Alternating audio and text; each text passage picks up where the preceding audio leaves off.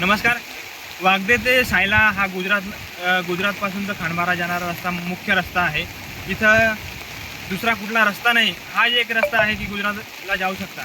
आणि जे आमचे वागदेचे गावकरी आहे ना, बोरचकचे गावकरी, त्यांची शेती पुलाच्या त्या अलीकडे आहे. आणि मुख्य मार्ग हाच आहे. आणि शेती करायला आमच्या आदिवासी लोकांना शेतीशिवाय दुसरा काही पर्याय नाही आहे. तर आमचे आदिवासी लोक हे रोज शेती करायला पूल ओलांडून त्या साईडला जातात. एका टायमाला जर जास्त पाऊस आला तर पुलावरतून भरपूर पाणी पाहता आणि तो पुलावरती पाहू शकता मोठे मोठे खड्डे पडलेले आहे. हे आदिवासी लोक स्वतःचा जीव धोक्यामध्ये घेऊन शेती करायला त्या साईडला जातात. आणि एकीकडे इथं पाहू शकता वागदे गावाची स्मशानभूमी पण आहे इथं.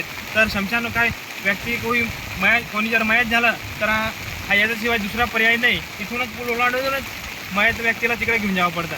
तर आम्ही मागच्या वर्षी देखील आम्ही सरकारला मागणी केली होती. तर मागणी केल्यानंतर त्यांनी रस्ता मंजूर तर करून दिला, पण इथं पुलाची पण गरज आहे.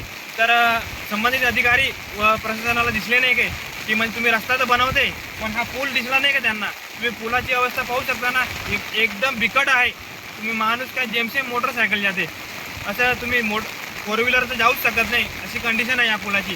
तर सरकारला आमच्याकडून विनंती आहे की या पूर लवकरात लवकर मंजूर करून द्यावा. आणि जे आमचे आदिवासी लोक शेतापासून शेती करायला त्या साईडला जातात तर पिका पाण्याचे नुकसान नाही होणार पावसामुळे, याची खात्री करून लवकरात लवकर मंजूर करून द्यावा ही नम्र विनंती.